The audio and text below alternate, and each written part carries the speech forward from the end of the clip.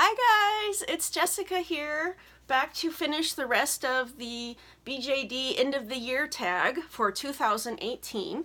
I filmed the first part, which was show us your BJD family, and that took an hour. I haven't put that video together yet, and haven't attempted to upload it, but hopefully I'll be able to do that before the end of January.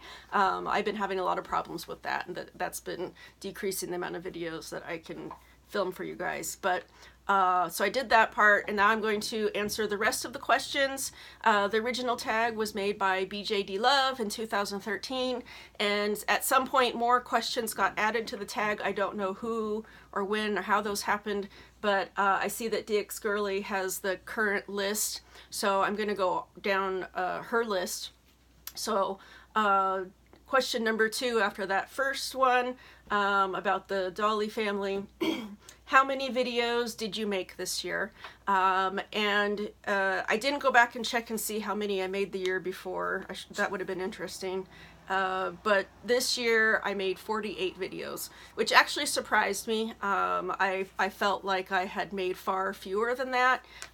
Definitely there was a lot more videos the beginning part of the year, and the latter half of the year, the last 3 months especially, I just did not have time to make videos, which makes me sad, because I like making them. It's fun to talk about dolls, and it's the only time I really get to gush and talk about dolls. But my work schedule has gotten very busy, and the days that I do have off now at this point, I have days off the same days as my husband does, which is nice because we didn't for a long time and hardly ever got to see each other. So that's been nice. We got to spend a lot more time together, but the result has been a lot less videos too. So I don't know if that's going to be something I can change much this coming year. But we'll work on it. We'll keep trying to make videos. I enjoy doing it. So number 3, what was your first video of 2018 about? And I suspected it was, because I was late last year too, it was the Dolly Crew update, basically. So I think I called it End of 2017 BJD Collection Update. And in that video, I did not do my entire crew. I only did the dolls that arrived in 2017, because I didn't want to take it on. And then this year I even wanted to do that less, but I had a few people that were disappointed that I hadn't gone through everybody again, so I did it. Like I said, I haven't put it all together yet, but I think it's about an hour. So that's going to be probably its own separate, it'll be part 1 of the end of the year BJD tag. Number 4, how many pictures on any site or medium did you take or upload this year? And I did take lots and lots of photos on my cell phone. I have lots of photos through the year, but I don't know any way to count those. If there's a function to do that, I don't know how to do it. But so what I did is I just went and looked how many posts on Instagram I made. And I used the Instagram 9, the best 9, and it showed you how many posts, and then I made a few after that, so just added it together. So I made 256 posts to Instagram, which again kind of surprised me, because I felt like I had made a lot less, because there were weeks and weeks at a time where I didn't post. And this year, I have a goal for myself to post a dolly a day, a doll photo a day. I've already fallen off the horse on that, or off the wagon, is that what they say? Fallen off the wagon on that. I missed the weekend. I did a ton of dolly stuff over the weekend, I just didn't post anything to Instagram. So at least a dolly photo a week. How about that? I think that that's an achievable goal. That I can accomplish. I have enough backlog of photos that I should have something to post at least weekly. I think one of the things that held me back a lot posting to Instagram this last year was I felt horrifically guilty about not being able to respond to people who commented.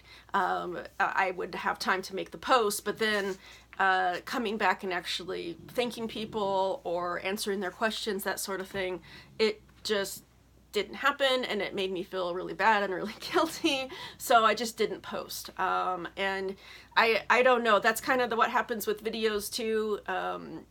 Coming back and actually doing the typing and the writing, that is just always something, especially from having migraine stuff, that just doesn't happen. It's much, you know, I can be on the internet and be on my phone passively consuming things. That's totally different from interacting and typing. You know, that's a whole different energy. I know a lot of you get me on this one.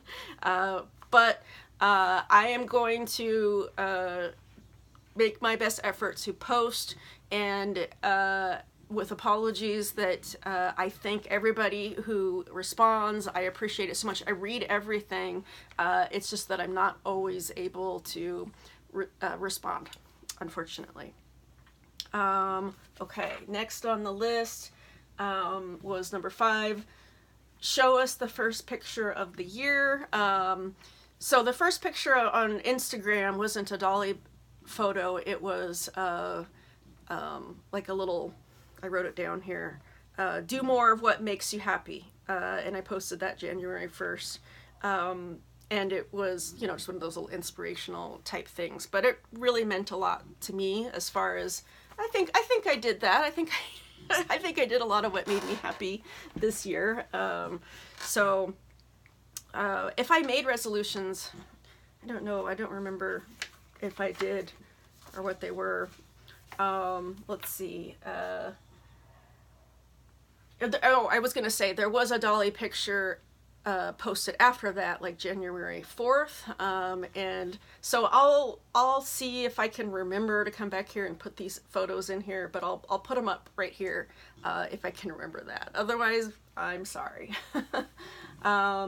Okay, so this is where the lists get mixed up because we're going back to BumbleBeeLove's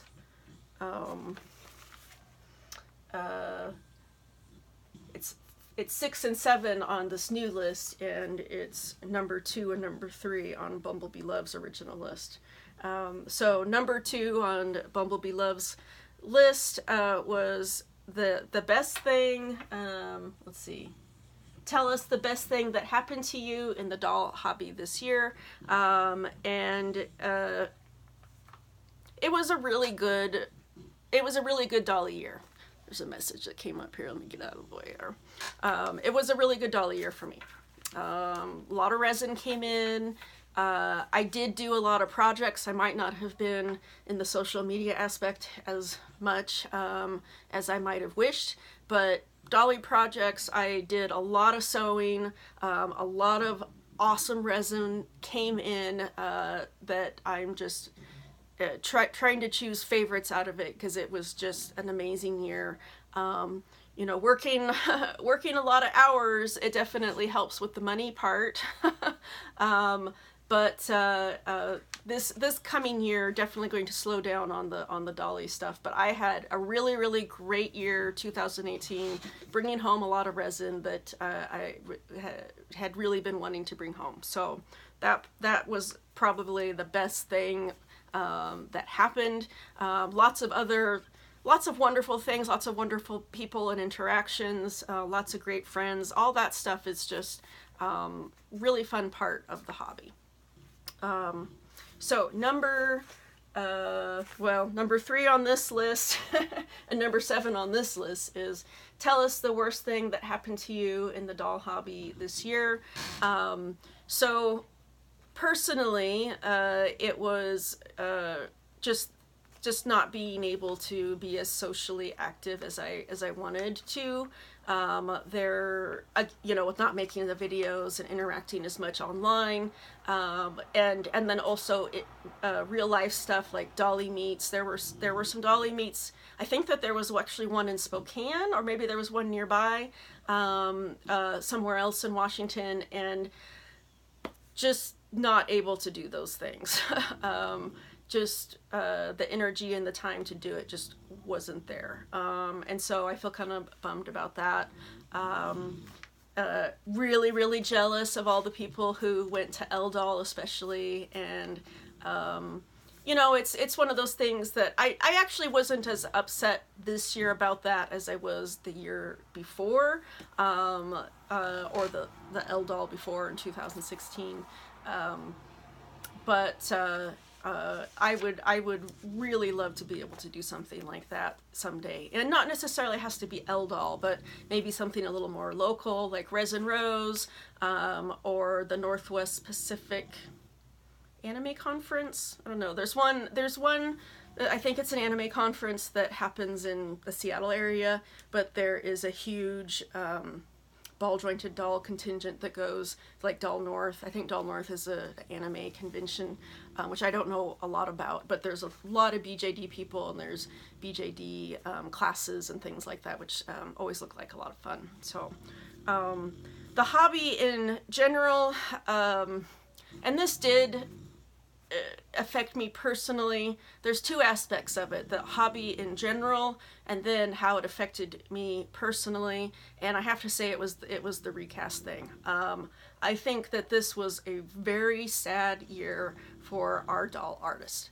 Just not good. If you were a dolly creator, and the things that happened this year, very disappointing. The whole Lou thing with stealing trademarks and trying to exclude ball jointed doll companies and original makers of these dolls from owning their own rights in China, and then just the kind of thing that seemed to happen mostly on YouTube, which was one of the things for a while there that kind of made me withdraw a little bit from what I perceived as a community-wide insanity of going and taunting these artists that you're buying a recast.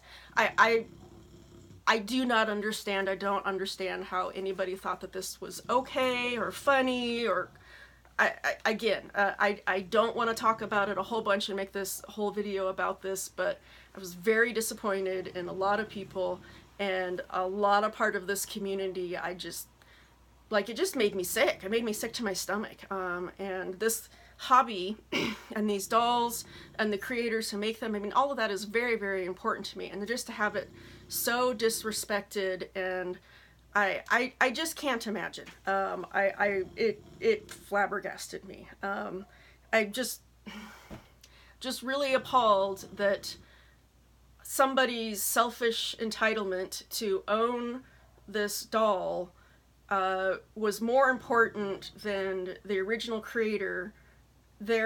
What they felt about that, the fact, they own this thing, and how devastating that was to them on a personal and financial and livelihood level, and then having that compared to somebody. Well, I want this doll. Like, you can see where my opinion is on that. So I'm just not down with that. And I know that not every recast owner is of this mindset that they want to go to an artist and tell them in their face that they're buying a recast and laugh, and I don't know. I think we see that in our minds, and this is where we have to remind ourselves to calm down and approach this person as themselves, or if they approach you, and not come in with, well, they're just like this person and that person really makes me mad, so I'm going to take it out on this person. I think that's the same thing as when we have these recast owners that say, pro artist people make me so mad that I'm going to buy a recast because they make me so mad. Doesn't make much sense, does it? So again, don't take your anger out on a person who may just really, really not understand. So again, that's all I want to say on that. So we'll move on. I let that affect me quite a lot initially when all that stuff started to go down earlier this year, and just had to step back and, these dolls and this world, it's for me, and if I feel like sharing it and other people enjoy that, then that's fine, but I can close up these doors and windows and be by myself and be just as happy. So I think that that's important, that a lot of people maybe would help them to get through things like this too, if they realize that you create your world, you know, when it comes down to it. Okay, so that was number 7. Number 8, show us 3 favorite things you got this year. So this question, I've always kind of interpreted it in that I separated it into things that you got that were related to the hobby, but not dolls themselves. And I know some people do include dolls in that. It's kind of unbalanced because I think dolls would always overshadow everything, right? You know, so I want other things to be important.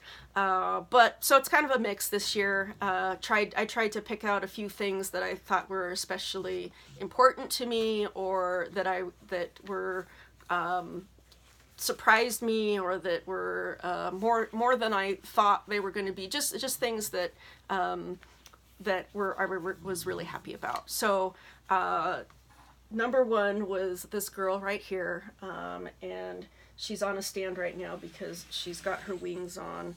So this was a doll that I never thought that I would get. She is a black resin ingenue, and my friend Miss Mantis decided to sell her, and I just, like, this doll is amazing. She's wearing a pair of Fairyland Minifee Wrens, I think is this new release. And when I saw those wings, I knew that I had to have them for this girl.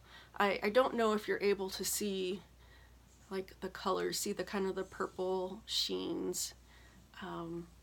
She is such a neat doll. And I don't know if I will even ever actually paint her. She's just so beautiful, just her resin. But we'll see. Like I said, I'm very happy with her, even unpainted. So, another thing I picked out was how happy I was with, he wasn't a new doll this year, but just the way he got a new body, and he got this wig. So the wig is by Moderately Vivid, and I have showed it in some videos before, so I think you guys have seen it. It's just freaking amazing. It wasn't even meant for him. It was made for Amergen, my Venitu, and when it arrived, Amergen wasn't very excited about it, to my dismay. But once I put it on this guy, yeah. So, and then he's got a mystic body. I did have him on a long soul body, which was nice. I was happy with him on that body. But Ophelia Dolls, I remember she messaged me, and she was, so what did she say? Something like, can you try Abaddon on a mystic body? And my first reaction was, well, that's not going to work. I mean, that's way too big of a neck. And I'm like, well, you know what? I actually never tried that, because I got the mystic body such a long time later. I tried him on all my other Dolce bodies, and again, in those bodies, the neck was way too big. So I went ahead and tried it, and he stole this body. He stole it. I had my Dolce, I always get these two. I get King Cory. I had the Dolce King Cory on this, and it's in Copper Oriental, which matched this face-up that Angsty Penguin had done to match Long Soul Tan. So it just was amazing the way it worked out. Like, I am so happy with it. But I love him on this body. The character just comes a lot more together, and a lot more of how I envisioned him. So now both of my Rumpel Doll boys are on Dolce bodies, and I really like the aesthetic for both of them. And this wig, Morpheo, the little brother of Abaddon, he got a similar style wig, but with the red. And yeah, this wig was just like one of the most epic wigs I've ever gotten. It's so cool. Guys' wigs are just so difficult. Like, you know, they're so long wigs, they can be beautiful and beautifully styled and beautiful colors, but having a cool guy's wig that's been a long pursuit in this hobby. So, and Moderately Vivid has made me several guys wigs at this point that I am just super happy with. So that's been really cool. Getting guys wigs for guys that look like guys haircuts. It's no easy feat. So for a third thing, this was another doll that I was just really happy with how she came together. She had this Angel Studio full set, and I never even knew that a Feeple 60 Sion existed. I think she must have been an elf head, excuse me, an event head, so it's probably called like a Nuri or something, I don't know. But yeah, this doll, never even knew. I always wished that she existed, and then it turned out she did, and yeah, really, really love her. She is a Mini Feeple 60 Sion, and she's cool. And a discovery, this is something I wanted to point out because I have told people in the past that these R-Rabbit boots don't fit Feeple 60 girls, and they don't fit their flat feet. But if you put high-heeled feet on them, which makes sense. I mean, these are pretty high-heeled boots. I can get them on the flat feet of my Delphs, but the Feeple 60 girls, they have to be wearing the heeled feet. So by this point, I've gotten heeled feet for all of my girls, and they can wear all these awesome R-Rabbit boots that I always wish that they could. So that was kind of cool. So I think that those were the main three things that I had set out. Again, it's very difficult, and I'll probably tomorrow I'll think of like, why didn't I, you know, it's so hard when you try to think of things on the spot. And so right before I started this video, this is the next day actually from last night when I got home from work. I got home a little bit early and I had the motivation, so I filmed that dolly tour while I struck while the iron was hot, right? Okay, number 9, or number 5 on BumbleBeeLove's original list was, what is your New Year's resolution? And that message off there.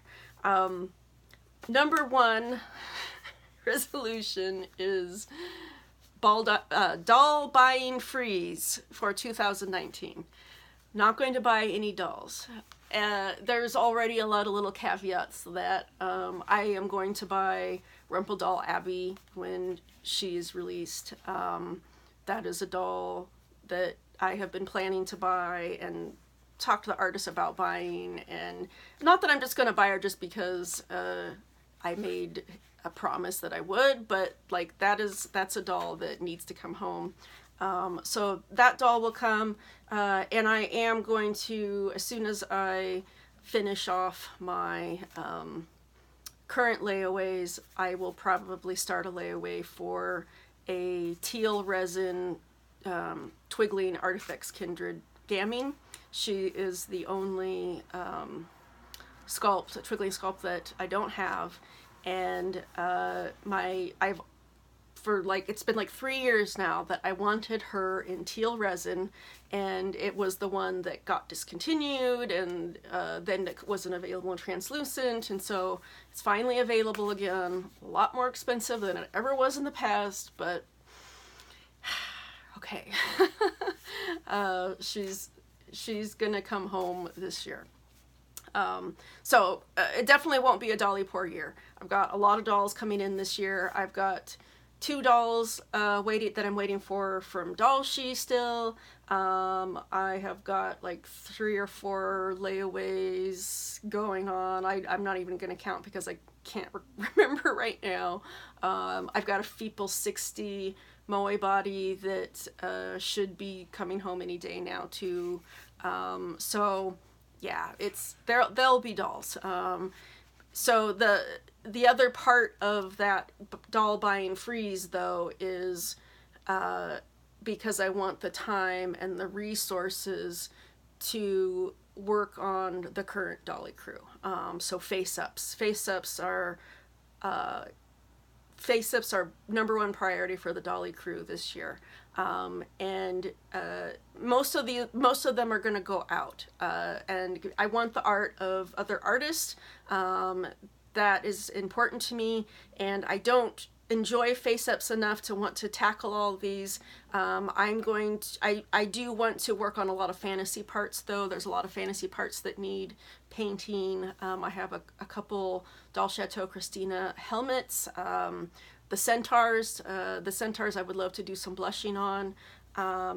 So there's a lot of that stuff that I want to make a priority this year and really pull my crew together. I'm very happy with them. I'm very, very happy with them. To me, face-ups are kind of, I know for a lot of people that's the most important part before anything. For me, it's clothes and eyes and a wig and then eventually a face-up. I think it depends on the sculpt too. Some sculpts, especially like Twigling and Dalshi, like those are just really beautiful sculpts with a lot of detail. I feel like like this girl here, like if she doesn't have a face-up, she's still, to me, just looks complete. She's beautiful. So that's a big priority this year. So those are the two resolutions. They're part of the same. So not going to be buying dolls and going to be getting face-ups for everybody. So let's see, was there anything else I was going to add to that? I think those were the big things. And I don't know, I should have watched my video from last year to know what if I even made resolutions. If my goal was to get a lot of dolls in 2018, then I accomplished that one. A little too much, maybe. But yeah, I can't remember what my resolution was. But anyways, I think that, let me check my notes to make sure there wasn't something else that I meant to bring up, but I don't think so. Yeah, okay, I'll go ahead and wrap this up. You guys have a great new year. We're like part way into this, and I hope that I can get this video up soon. But hope the week's treating you good, and I'll catch you later. Bye bye.